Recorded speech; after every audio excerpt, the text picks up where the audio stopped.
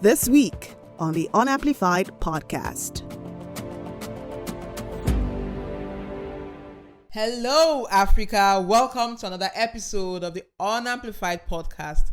My name is Cynthia Mbamalu, your host, and with me, as always, our team of co-hosts. Hi everyone, my name is Queen CY, coming with the vibes. Welcome to the UnAmplified podcast. Vibe woman. My name is Chi and I am the cool one. Welcome to today's episode. Yeah, and today we have a friend of the family. He's been here before. Of course. Yeah. The last time he was there, people were tripping for him in the comment section. I'm like, why will you come and take all the compliments? So it's an honor as always to have back to the UnAmplified podcast Ibrahim Farouk of Africa. Blessed are you amongst women. Welcome. Of course, blessed am I amongst women. Is this a record? Is this the first time you have a guest coming back for the second time? No. Sadly, no. Sorry. Wow. Sorry. But it can be a record if you want it to. I want it to be a record. Okay. We erase the other record. Yeah, we'll And erase keep the other this one and it will be for you. Yes. Good to have you back. Thank you for having me back. Yes. And today we're discussing literature, African literature. So books, poems, and what have you. And as we were preparing for this, I was just thinking in my mind, how many books have some of us read? Let me start Ever? Abi what? maybe this year or maybe the past 2-3 years. Ever, you may not remember. Ibrahim, I know you're a lover of books. Me, like one time he tweeted, and thank God he mentioned me. He was appreciating all those who ever got him a book as a present, and I was like, I made the list. You've never gotten me a book. Calm down My now. birthday is coming, actually. Oh my gosh. See, I know they like to talk this time. But Chinemerem, do you like books that much? Yes, absolutely. You do? Yes. Like hardcover books or soft So copy? I don't mind. If you give me the hardcover, of course I will appreciate it. But I mostly read soft copies because they are easier. Yeah. So how many books have you read so far? So I think every year I try to read at least 12 books. Wow. One for each month of the year.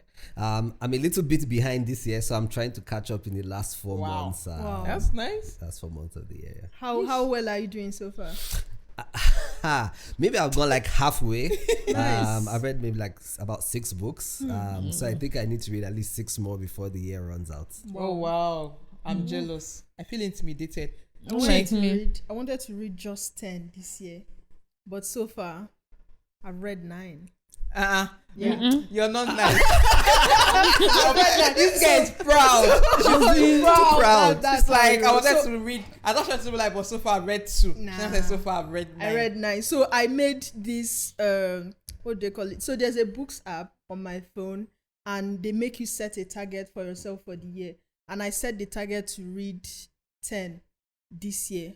And recently I realized, after I finished my last book, which was the 9th one, I realized, let me extend this. So I extended it to 20. Hey, it's not an easy There are something. levels to this. There are levels to this. And I'm still struggling to read my second one.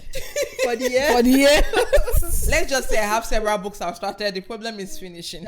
So I have like different books open, both the hard copy books. I will go and I will buy books. I will download them like, this book I need to read. Then I'll start. My problem is finishing it. So now I'm hoping that the spirit that is driving both of you. Take it. Yes, amen. I receive the spirit. Amen. Because we need to start reading. Because when we were thinking around just the number of books, my sister here has read 9 already. You've done 6, almost 6 this year.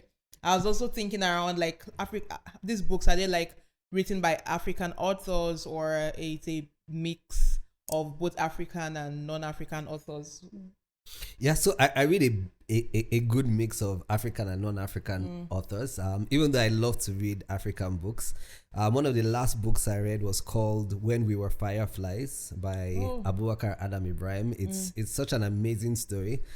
When I started reading it, I was like, I might not like this, and I was not sure. And then like towards the end, I couldn't put it down. Like on some days, I'll literally have to drop the book and say, okay, I have work. and then in the evening, I'll come back and then read some more chapters before I finished it. I get that feeling. Mine is also a mix of like, I read anything that if it's a good story, I don't discriminate. I'll read anything. So far in my 9 books so far, I've read one that is from Asia, the one I just finished is A Woman Is No Man by Itaf Rum. Okay. And the setting is Palestine. So it's an Arabic, and it's set in the Arab culture. And I'm just about to start When We Were Fireflies too. Oh, really? Yeah. Oh, that's nice. What have you been reading?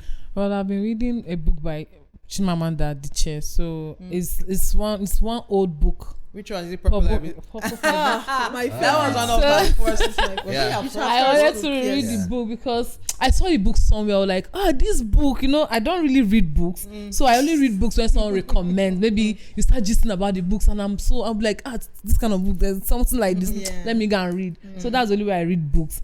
So when I saw the books lying around, I was like, this book, let me go back to the book, and I read it, and the more I keep reading I found out that the more I keep reading the book, like when I keep going deep, the things I'm seeing now is different from what I saw then. Actually, do you understand? Book, sometimes you read a book, then you go back to it, you're like, so this thing happened. It happened. As if you missed it. Yeah. So you talked about Chimamanda, like the authors. We've had a list of great authors, both gone in loving memories and those that are still with us. African authors. Any name come to mind? If you think both male, female authors that we have. There's this female author, I think is it Emily Bong from Cameroon. Oh yeah. Oh, She wrote this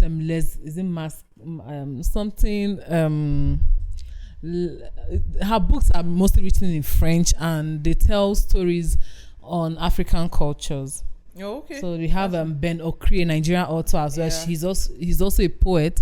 He wrote his popular book, I think is it The Farm is True. yeah The Farm yes Truth. Yeah, true. I just remember once you said story about African authors, I just remembered Kamara Lai, the African child. So that he had to really love for Yeah, that was one of the first books I read. I think it was set in Kenya. I know they were not Nigerian. Kamara Lai. I was just thinking, I was like, there was this, is it Chukwuemeka Ike? Who remember the bottled leopard? Yes. And I think, was course. it the one that wrote the Potter's Wheel? I think the so. Potter's Wheel.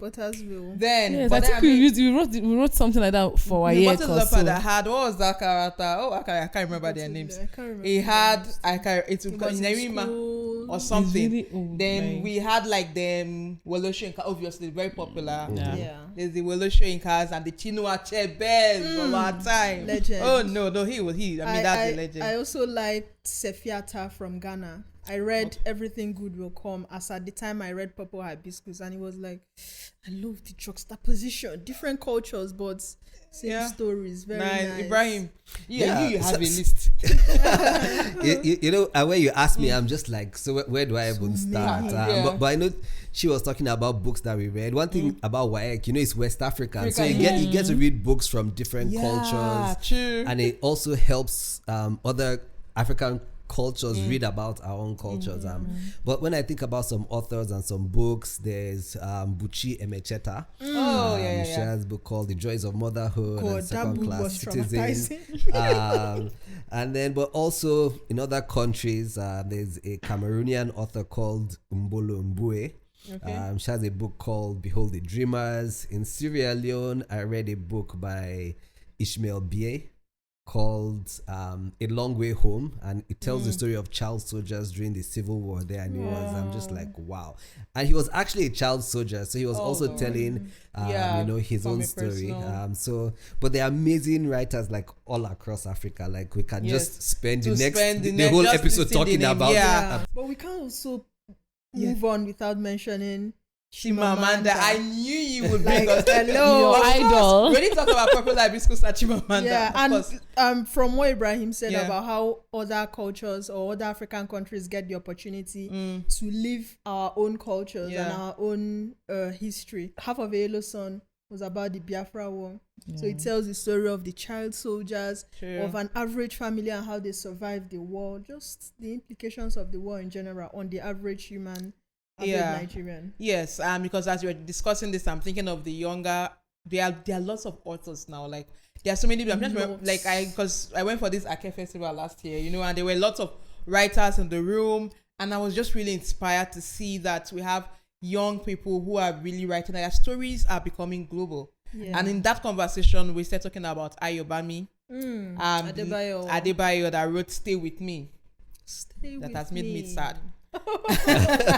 yes. So funny story. I was in Prague for a program, and then I ran into this lady. She's Czechia. So Prague is in Czech Republic. And so she heard I was Nigerian, and then she just got excited. Oh my God, you're Nigerian!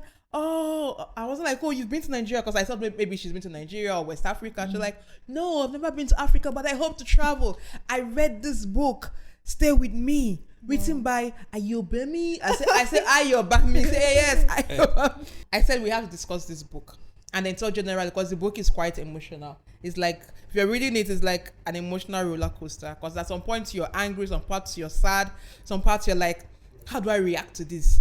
This just got really weird. Like some of the stories, and I wanted to talk about it. But so Ibrahim. So I think I'll say first out, if Ayobami watches this episode, she needs to make me an ambassador.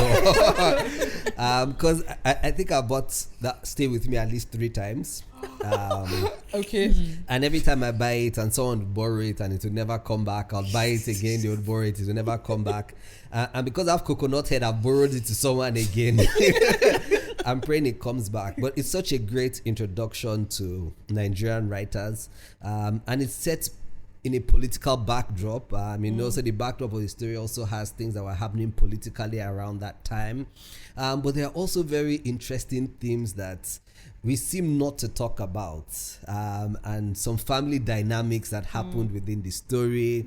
And Stay With Me is from a Yoruba name, Rotimi, meaning, stay with me. And if you read the book, you kind of understand at the end why the child was named Rotimi, which meant, to stay with me. But a lot of themes, around societal pressure when it comes to family, especially that pressure on women to make sure they have children. And for the men out there watching this, sometimes it's our fault. But so you see those kind of themes that come out in the story, and societally, many times we don't like to talk about things like that. But one thing that books do for us, it brings those stories to light. Yeah. And you can't escape it. So now everyone is reading the story and seeing that, so it's not the woman's fault sometimes that she can't conceive and have a child. It could also be the man's fault, but from the outside, or the man's family might just think, you've been married for so many years, why haven't you given our son a child? And I wanted to get to Chi now, conversation around the struggles of infertility in the book, because I think that was where I could just, at some point I was not even sure how to comfort, if I was a character in the book, how to comfort the so we had the lady Yejide married to Aki and her husband. They obviously fell in love in school, got married. From the description, she's beautiful, he's handsome, he's tall, everything. They're checking all the boxes, right? All the boxes. We're sufficiently in love with each other. Sufficiently in love. Because it was also a strong factor. And this is not just the arranged marriage. This is two young people who met each other, who loved each other. But then got married. This issue. Yes, and then the issue. So what if you want to think around this story, the theme around maybe love, marriage, and the struggles with infertility? Yeah. So when I was reading the book, I got very sad. First, I already read the book the year it dropped, 2017, and I remember feeling very, very sad about it. But I also know that I wasn't as grown as I am now. So I didn't really understand some things. To me, I was like, why would this kind of thing happen? Ridiculous. But now I'm seeing that this is actually real life. Like Ibrahim said, there are some issues that are just swept under the rug. Nobody mentions it. We have people who are dealing with infertility all around us. Some people are opening up to you, some people are not, but you don't know what issues they are going through internally. So what Stay With Me did for me is to bring those issues to limelight, for you to see that, ordinary people in your society are going through these things that they may not be talking about. So in the book, Yejide had the one that struck me the most, that traumatized me. Like I had to drop my phone the mountain for the session? night. Yes.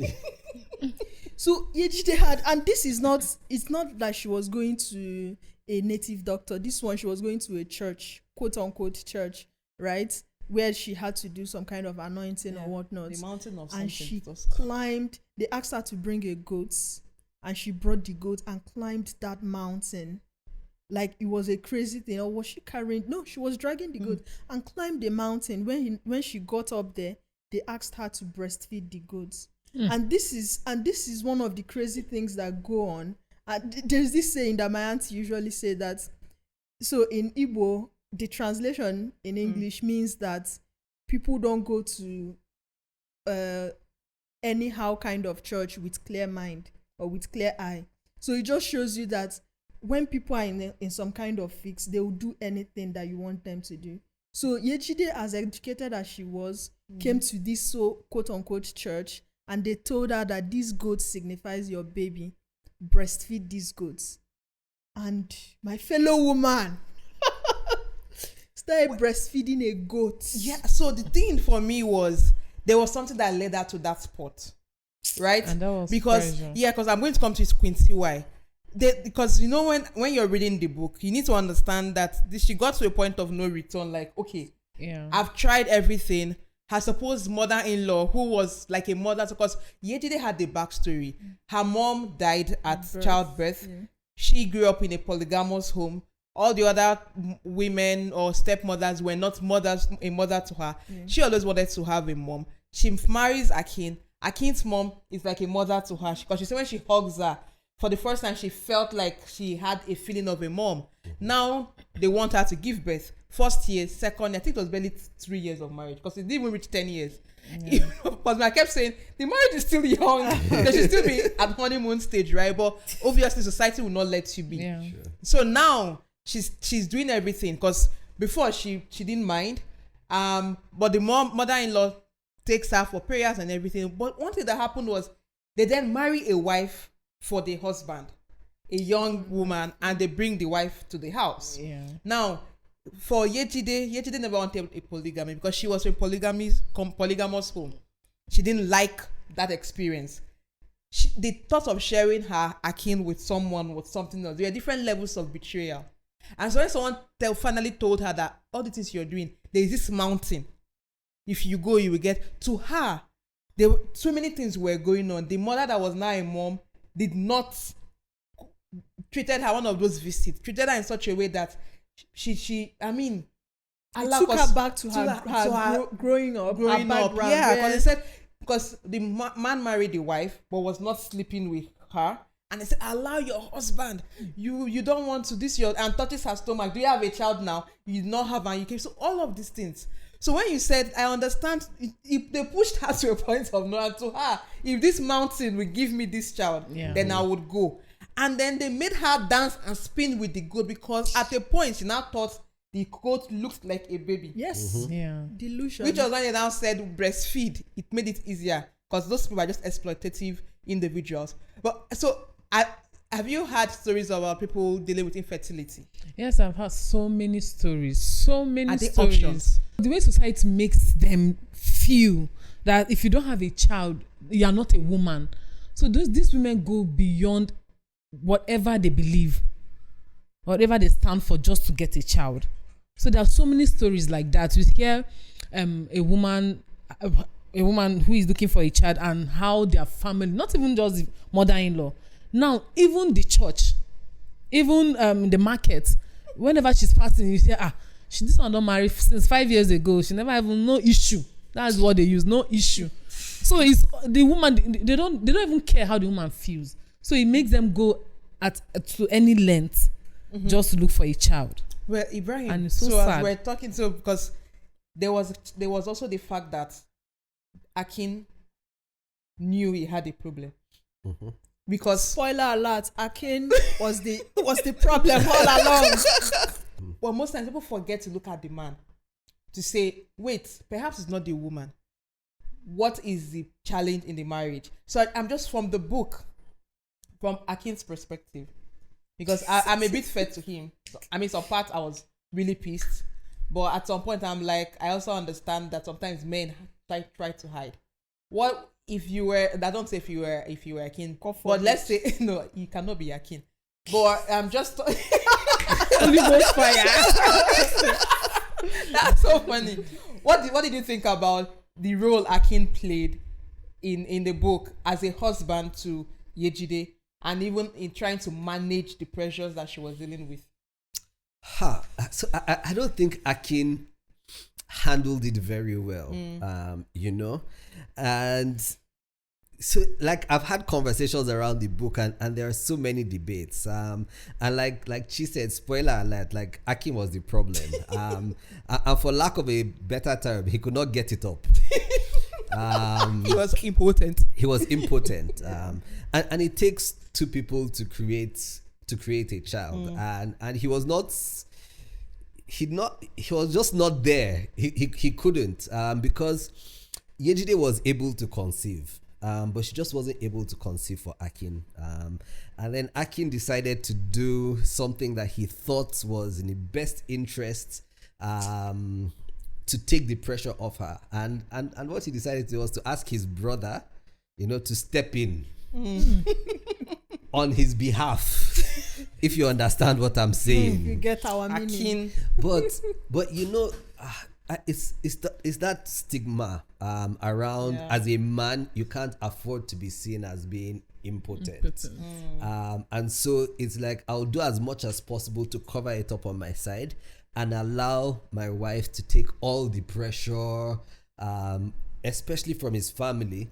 I think at some point he could have talked to his mom and say, Ma, I'm the problem, between two of us, like I'm the problem. He kept mute. I actually don't think stop the mother could have understood. I think, but she would understand. I think what he could have understand done, that. Well, his wife is not the problem, and it would have prevented things that happened down the line. And Cynthia said they married a wife for him. I'm like, they literally just brought the lady into the house. No, he supported it. So apparently they already had a discussion. But then this lady shows he up. didn't plan to be with the woman. I think he wanted to He him, rented he told a her, house. he rented a house. He said so that the parents would stop disturbing him.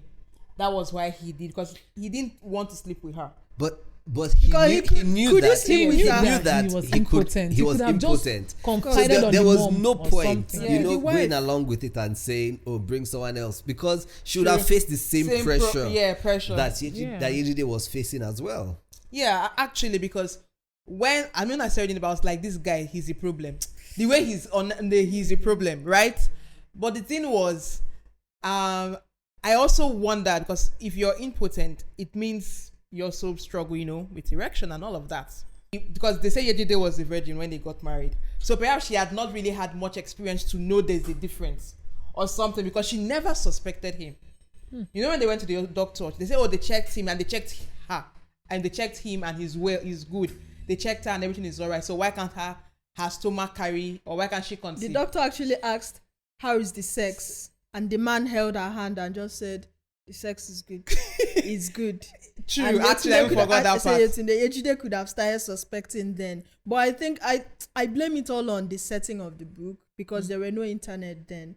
So I think probably you could have gone online to surf. But that was that's the society. Before internet came that you could go, this was a reality at ages ago. People even shy away from discussing anything sex. So she wouldn't have even known how it was. Because where would she have gotten sex education from at that time, considering that she came from a polygamous home? She didn't have that love of a mother. Maybe her friends also weren't very open about talking about some of their experiences. So it's a very interesting book, and you kind of start to piece all the different things together in your head. You start to ask questions, like she's saying, how is this possible? Why did you let this happen? But it also helps us to reflect a lot around what goes on in society, the role different people play, how society might treat a man in a certain situation different than they will treat a woman as well. Yeah, but then the thing is now, around infertility, there are several options now, because while this was set years ago, we know this still happens, and there are still couples who are dealing with infertility. Yeah. And I remember one time I told someone, "Oh, have you tried adoption?" I was like, how dare you bring adoption? I'm like, there is now the IVF, there's surrogacy, there is adoption. Because I feel like the fact you can't conceive or you can't get your wife, like infertility should not be yes, it hurts, it affects us emotionally and all, but I don't think it should be the reason people would die sad and depressed and in pain, because Yejide was not a happy woman At all. you know, just thinking One about that, problem after another. and that one affected problem their after marriage another. because they were this loving couple. In fact, when he reflected on how the day he proposed to her, it was so touching, because you know, now me and my activism days, activism spirits, I was so touched. Like, they went to protest, a student was killed, and then they was gunshot, and then they ran. He forgot about her. Then when he got somewhere, now realized he wasn't with her, and he thought his life was over. Then he turned and he sees her, and he just knew he was going to get married, because he realized that without her, he didn't feel the need to exist. So And then he started lying on a row. one lie, Like, I'm not impressed. that continued, because the thing with lies, No, it was not you one. tell one lie, Yeah. then you Yeah. have to build. You have to because build on it. So for me, I think the conversation around infertility, let's talk about how does that even affect society. Should couples be open with each other about the problems they have? Absolutely. And how should couples address this kind of issues to reduce the kinds of damage? Because later I'll talk about all the things that from this infertility, the several things that not happened to this beautiful loving couple, that their story was so at the beginning. Well, Ibrahim. I think she said absolutely, like, couples should be open with each other about what are the challenges, because it's basically a journey that two people or two families, in another manner of speaking, are taking together, because in the end, if you have children, those children also belong to both families, so I think it's very important to have those conversations very early on. Like we say, it's as if love was shaking Akin and Yejide, and none of them, well, Akin especially, wasn't ready to talk about some of those challenges that he was having. And even after they got married, and it was clear that it was putting such a strain on their marriage. At any point, he could have said either to his mom or to his wife and say, this is the challenge, you know, and then you start to find, what's the solution? How can we resolve it? But like you said, from one lie to another, trying to cover up one issue, and so many lives were affected. It was, I get why you were depressed, or why you're so emotional. Because some parts of the story are really sad, because lives were basically shattered, you know, as a result of Akin just, you know, not doing the right thing. After the mountain, where they told her, you now have a child, because those pastors and all these prophets should stop exploiting people. They know you're weak. They know you're emotionally down. They are wicked. Yes. They will take your money, take your sacrifice, and then because they told her, you don't even need a man to touch you, you'll be pregnant. How is that possible when it's not immaculate conception, right? So she leaves, and she believes this. Yeah. Now there's a mental condition where you start thinking you're pregnant, and you believe you are pregnant. And surprising, because I had to Google about it. Pseudosciences, I can't pronounce that word. Pseudosciences. Yeah. That book really revealed a lot. It revealed a lot. I also had to start. I had to read about it, and then I realized it's actually real, where it's a Yeah. mental health condition where you think you are pregnant. Even your body you start having tenderness of your nipples, your tummy starts swelling, because people were not telling her your congratulations. The mother-in-law celebrated. So she went to the hospital, you know, they did the scan, they said there's no baby. And she said that she insulted the doctor. The doctor got angry, left, went to another city, did the same test. You are not pregnant. And she kept saying she has a baby. Now, Akin, that was when you should have told her it's not possible for you to be pregnant. Yeah. This is why I think. But you now start saying things like you're crazy. At that point, when I was reading it, I still didn't think Akin was the problem. But Oh, really? At what point did you think I Akin just was the knew he problem? was the problem. At what point did you think Akin was the problem? I don't know, but the moment he said, you are crazy, it's impossible, what are you talking about? That was when I was like, this man, there's a way he's annoyingly arrogant about this. Like, even if your wife is deluded to think that she's pregnant, even you, if you are really innocent, you could have also thought, oh, maybe it's possible. But her body went through everything a pregnant woman's body had to go and then 11 months in, she had not given birth.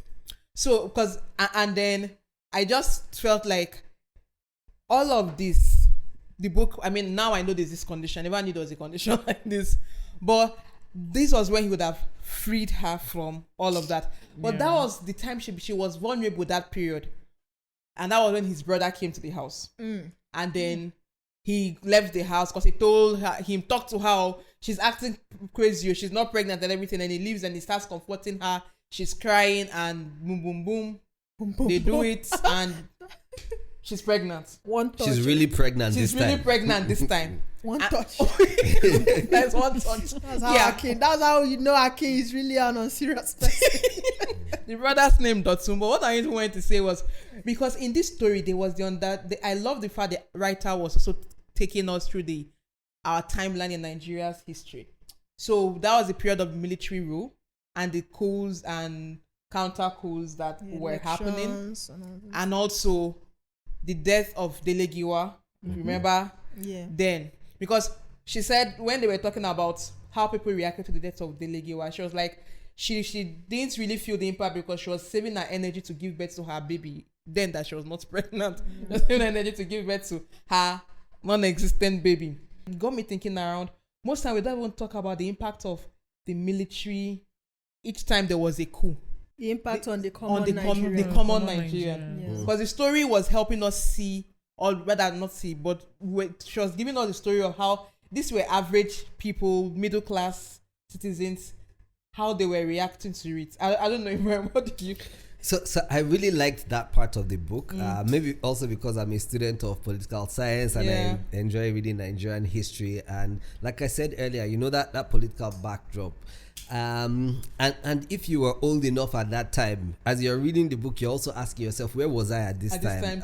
You know, what was I thinking? How was I feeling? And it was very relatable. You know, so it also, for me, stay with me also was a way to, you know, just bring back those memories of military coups and things that happened at that time and how we felt about it and how many people were not happy or comfortable. You know, when you're talking about their love story, there was a protest. So there's a lot of history that goes into a sort of like a sub theme in the background of the story, but then it also has other societal issues. So that's why I think it's such a great book, because it's almost like it's telling you two stories at the same time. There was also one of the things that were highlighted in the movie. So apparently there was in the book. Yeah. So I'm sure when she's reading, she's visualizing it. The book is like a movie like, to her. I know what ATJ looks like in my head. Me too. So there was this issue they highlighted. They said there was insecurity, and then the robbers would write official letters and say they are coming to your house, dear Mr. and Mrs. this of so and so house, that they are coming on so and so day. Is the audacity form? Like the audacity said, prepare so and so for us. Wow. And they will come and they were so nice, so civilized, and they're having conversations with you. And because they said when they came to our house, Ayomide and Akin, they made them load their electronics in the car to load the electronics in the car of the armed robbers. And I think I once heard the story that once upon it during during the military time, there was the time insecurity started increasing where armed robbery became a thing. And I think that was when firing squad also became very serious. I remember there was this Nigerian movie that tried to tell the story. I can't remember, the Silent Night. Shegun Arinze and Snowa were in that movie. I was a kid. They were armed robbers. I think they were trying to also portray, there was a period robbery became a major thing.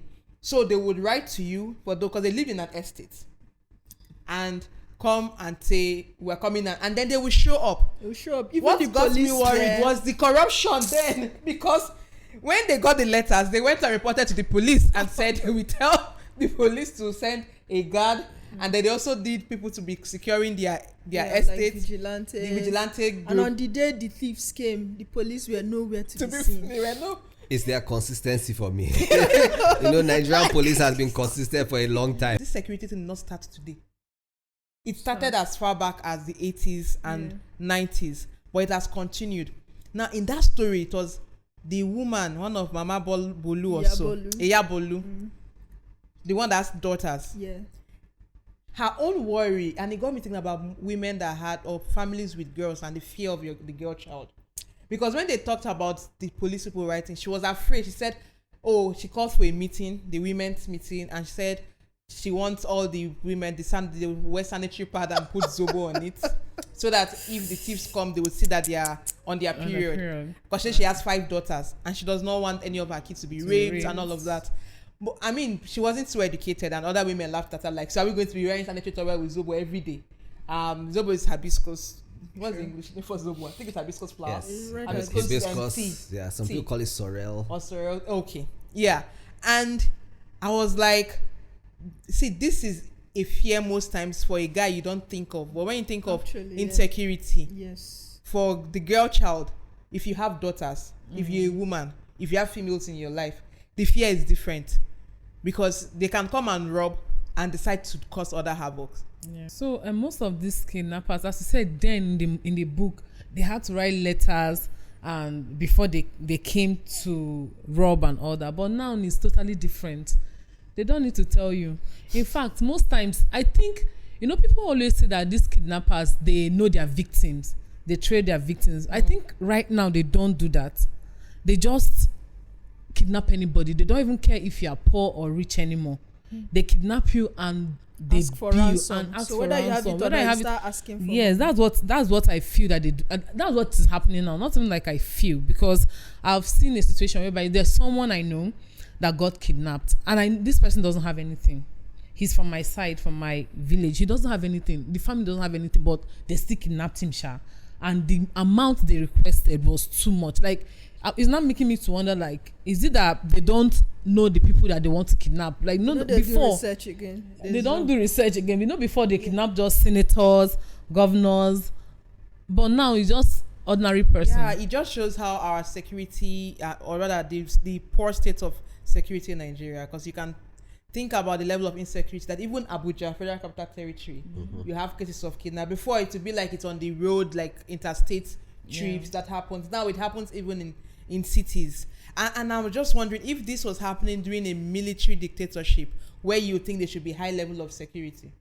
Because the idea is, if you have soldiers everywhere on seats taking charge, that people will not be.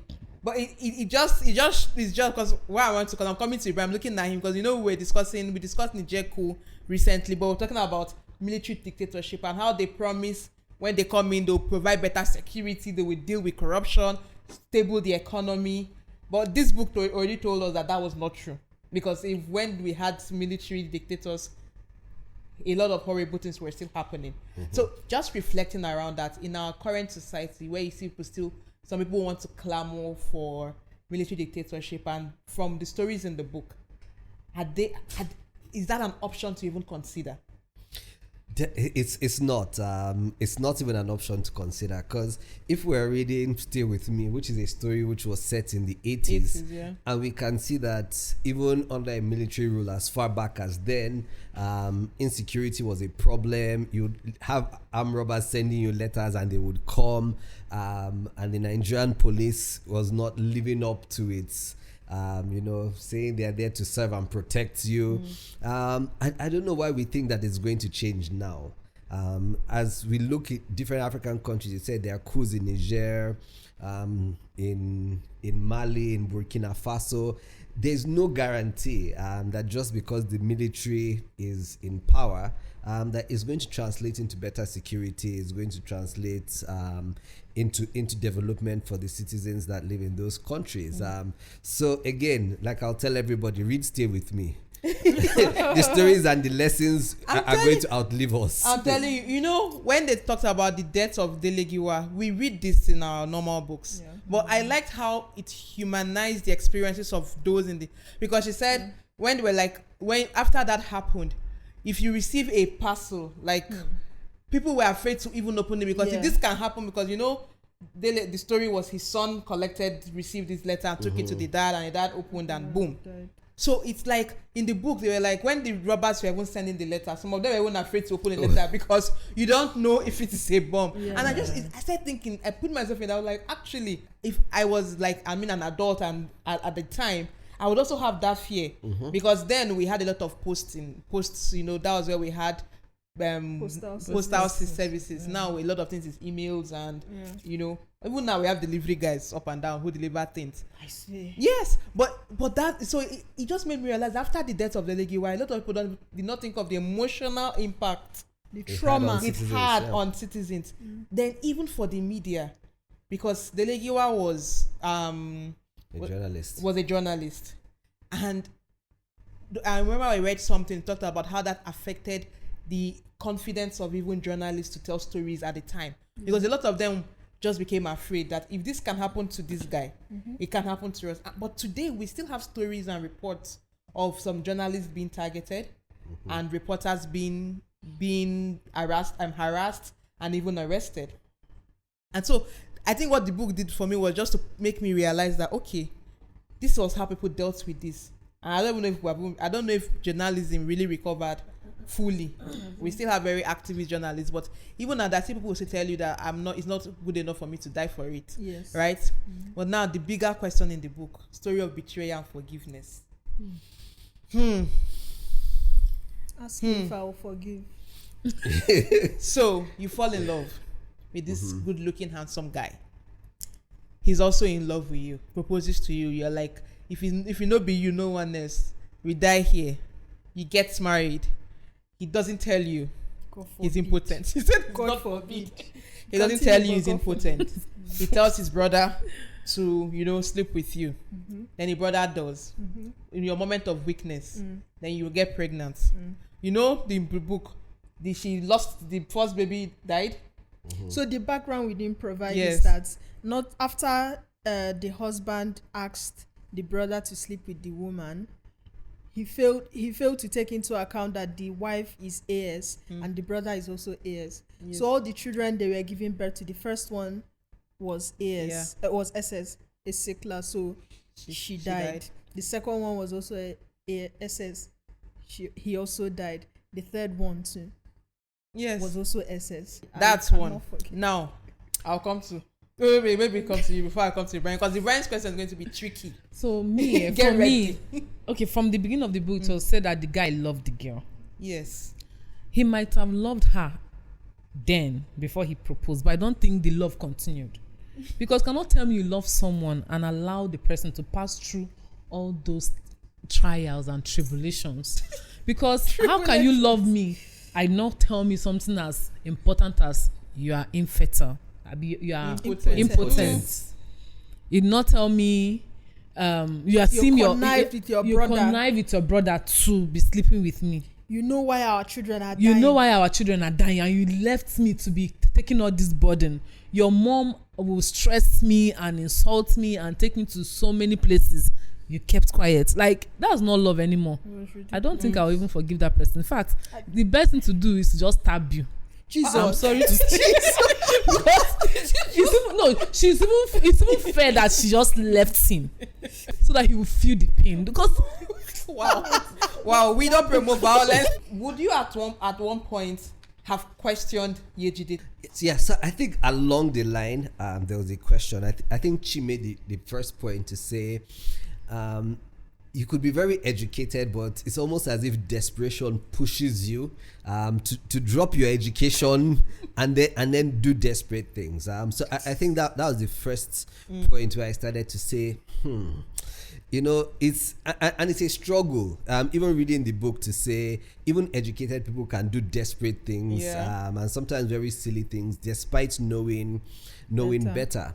But along the line, you start to ask the question: was she still in love with Akin? And I think the answer definitely was no. And because she came into this marriage as a virgin, and the experiences that she had with Akin, of course, by the time she compared the experiences with Dotun, who is her brother-in-law, I think she realized that there was something missing. Between her and Akin, and it's almost that revelation that, so, man, the thing that I've been collecting there is not the real deal. It's not the real deal. And it wasn't giving at all. And so it now became Dotun was the only opportunity she had, and she didn't. I'm not sure she suspected that Akin had a hand in it. Yeah, she didn't. She probably would have just seen Dotun as a hoodlum who would come and is now taking advantage because of, he sleeps with of her. Because he was a rascal in the book. The rascal Slept with mother and daughter at one point. I was now taking advantage of her. So it's hard for me to put a lot of blame on Yejide. But towards the end of the book, you'd have to ask her some questions as well to say, at what point were you also going to start? And I don't know if at that time, the question around genotype and understanding that this is the reason why the children that she was giving birth to were also dying very early. I don't know if in the 80s there were enough conversations around genotype and understanding a lot of that. For us now, sometimes you'd meet someone and on the first day you ask them, what's your genotype? Yeah. Before the thing will go too far, or let's know what's going on. And again, for me, that book, it brought that conversation to the limelight to say, very early on, those are conversations you need to have. But if we are going to ask like Akin 90% of the questions, we'd also ask Yejide like 10%, so that everybody will have to. Everyone has to, following your questions, I was thinking, but for real, Yejide was somehow or is it that after the first pregnancy, she didn't piece the things together? Because I know she slept with this guy Dotun, and I think the same night or the next day she slept with her husband. So I'm wondering if she thought this is the reason she's pregnant. I think maybe she thought so. Like, is it that she connected that it's probably Dotun, and she didn't feel guilty at all? So in that way, I'll question her, because are you telling me that you were pregnant and you knew that these babies are not your husband's babies, and you still were very okay with it, even without knowing the background of what your husband did? The issue about when you're naive, when you're not very, how would I put it, sexually educated. Because I think for some women, they would have suspected like, no, something is not right. Yeah. But she came into the marriage very innocent. So which is why at the initial stage, I wasn't blaming her. But at some point, I'm like, no, but the second no. This now continued. There's a point you have to ask questions. There's a point you just have to be like, come on, there's something not adding up here. So that for me, I mean, like I said, the book was very, because for some men, where they think that they believe that where they are, what makes them a man, aside other things, is that I can impregnate a woman, and if I can't, I'm no more existing. A woman can not be able to be a child. She will just be praying and be going everywhere. When she tells her fellow women, they can even start praying for her. They enter fasting and prayer with her. They'll give her different. But I don't know. So I always ask, do men, when you open up to a fellow guy, do you think we're now in a point where men can freely open up? Because if they can open up, it will stop the pressure on women. So why is it difficult for a lot of men to open up? And is there a safe space now for men with fertility issues to share with their partners and even their fellow men? Wow. Maybe this is the real tricky question that you said you're going to ask. Because at one point when you said you kind of understand with Akin, I saw the look on Chi's face. It's like, no. And we had a conversation earlier about the book, and I said I can kind of understand with why he reached out to Dotun, his brother. Maybe he thought he still wanted it to be blood. The family, but she is just like, nothing good can come out of. In this aspect, what I was asking was, would you not prefer it to be a stranger? Couldn't he have just gotten a stranger instead of the brother? Yeah, but so in my mind, I'm like, did Akin tell Dotun that this is the problem I'm having, and so I need you to help me? It didn't come out clearly in the book, but I'm assuming they must have had that conversation. So Akin was able to open up to at least one person being his brother. Maybe he chose the wrong person and for the wrong reasons. Because he chose him because he knew that Dotun was a womanizer and loved him. Because he say, when Dotun even say, no brother, I can't do it. Say, are you that have slept with mother and daughter before? And you say you can't do it. So I think he also preyed on Dotun's lack of values. But and Dotun also had a crush on Yetunde. And he knew Dotun had a crush on Yetunde. I can just kind of manipulated the situation. But within that manipulation, he must have also told Dotun that, this is the challenge. we deal with a lot of toxic masculinity where men are told, if you have challenges, don't talk about it, be a man, deal with it. But gradually we're starting to see where men are able to open up, either to their friends or to members of their family. But we've been socialized so much, and I say this all the time, that as young men, we're socialized into it. When you're young and you're crying, they tell you, stop crying, be a man. It's like men are not supposed to cry. When you're dealing with different kind of challenges, you hear, be a man. So it's almost as if, don't talk about the challenges, don't talk about the issues, don't talk about your emotions, just be a man, and everything will let it go. But gradually we're seeing spaces, maybe not so much. And so when men have a community of friends that they know it's a safe space, you can share your challenges. Shout out to my friends. Where you can share your challenges, you're able to open up, and you can talk about everything. Yeah, because we're rounding up the conversation, and like I said, this book there's so many things to touch, from politics to marriage, family life. So, which one? There was murder.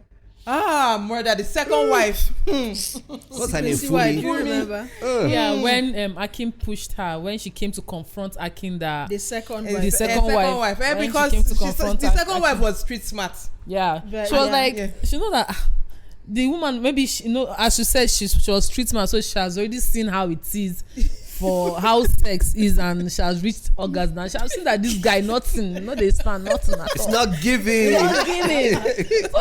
And again, the wife is pregnant, so she has to go and ask him, I know you, what's up, how come your wife is pregnant? Fumi's story just died. I mean, I get it, she was a subplot. It don't went like the wind. No, she came in like a wind and she left and also, moral of the story, be the main character, don't be support, don't be they will just kill you off. And we go move on. We were there. Yeah, but honestly, like I said, the book, if we've not read this book, honestly, pick this book up and you really, we're not marketing it for how however, but it was really a good book. What would be that advice from the book? For me, I would say communication is key in marriage, because opening up to your partner is also very essential when it comes to marriage.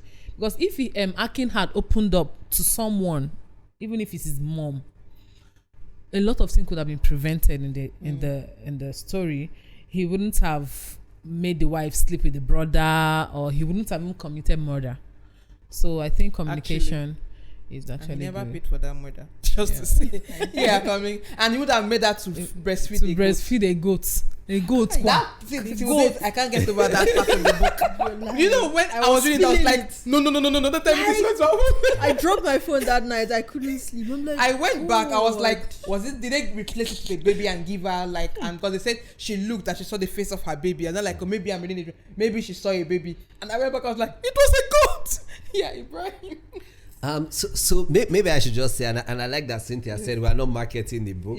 But she has also written a new book called A Spell of Good Things. You told me about it has some similar themes. And maybe she has also been able to correct some of the things that happened in Stay With Me that didn't happen in A Spell of Good Things. But for me, one of the things that really stands out for me, and my parting shots would be, as society, we need to do better. We need to forgive people. We shouldn't put pressure on them, especially when we don't understand what's going on in some people's lives. You can see what's on the outside. You can see someone looking very good and smiling and all of that, but you never know what they have to deal with on a day-to-day basis. And so we should be more empathetic. We should be more kind. We should be more forgiving, because you never know what someone else is dealing with. Yeah, definitely. I like the points that you and Ibrahim have said, but my own points would be on the men. I think that the pressure that society places on you people is unfair, but I think that you should take advantage of the opportunities that exist now, the open spaces, the listening ears your fellow men or other women have, and then speak your truth and get the help that you need, so that you will not put your women under this kind of pressure, and you'll get the help that you will need. Yeah, that's very important, because beyond just pressure of having a child, there's also the one about having a male child, which people forget that is the guy that actually brings the chromosome that gives you a boy.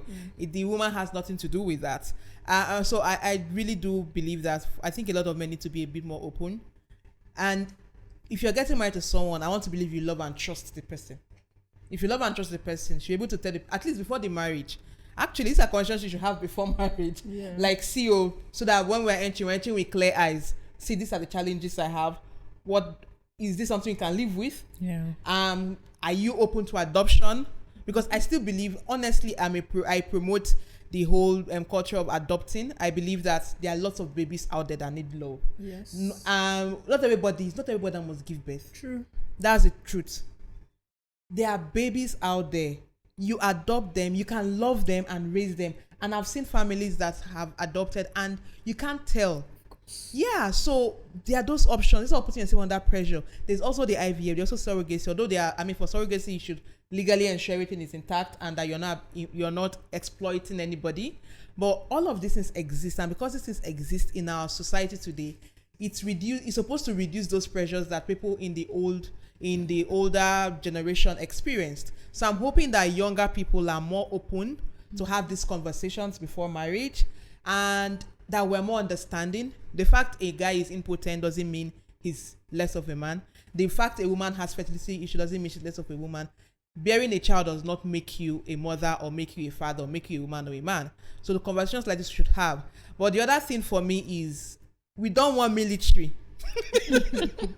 Because when I read that book, I kept telling myself, we can't go back to this era. I can't go back to that era of fear. Because they were just sleeping, then you just wake up and there's an announcement. A coup has happened. And then everybody falls in line. Right? We can't go back to that. Democracy is still the better option for us as a society. And I would say, beyond all, we've got several writers and authors. Because it's not just Ayobami. I think it's for Nigerians, for Africans. Please pick a book, read. I thought you were advisable to read because you are proper advocates of. In our comment sections, tell us the book you're currently reading or the book that has made the most impact in your life. Let's also give us recommendations. Let's also read. Yes. And ladies, and Ibrahim. Ibrahim of Africa. Ladies and Ibrahim. Yeah. It's been an amazing conversation because I know sometimes talking about books can be, but if you love books, then you know that books are always interesting to talk about. But it's been an amazing conversation so far, and it's time to shout out to our crew behind the scene. Who will go first? I will always start with Coca. Fred Coca. Because without him, we don't have the... Without Coca, what are we doing? Fred Coca, our amazing cinematographer, with David and Shola. You guys are the best. Thank you. Yeah. Shout out to DJ Drex, our sound engineer. Shout out to Hamilton Odems, director extraordinaire. Yeah. Yes. Shout out to Ayomide. Yeah, she's not here with us on set today. Yeah. But we'll be pulling her soon. Very soon. Yeah, she's the shy one. Yeah, and then we have Samuel Folorunsho and Stevie Moma, part of our creative team. And to Ibrahim, thank you for always saying yes. So we call you. Shout out to myself. Shout out to Ibrahim, action boy for Jesus. Is what we call him, his other name. Thank you so much for agreeing to be with us and having this important and lovely conversation with us. And to our audience and listeners, you know what to do. Follow our pages. Yes. On the comment section, like I said, tell us the books you're reading. Yeah. Like our posts on our YouTube. Subscribe, of course, like, share, and give us your feedback. Yeah, also on Spotify and Apple Podcasts. Listen and let us know what your thoughts are around these conversations. And you know what we do, ladies and gentlemen? We're going to cheers to Africa because we believe in Africa. Yeah. So once again, we cheers to Africa and we say, when you're on, You are amplified. Yeah. Africa shall be great. It's already great.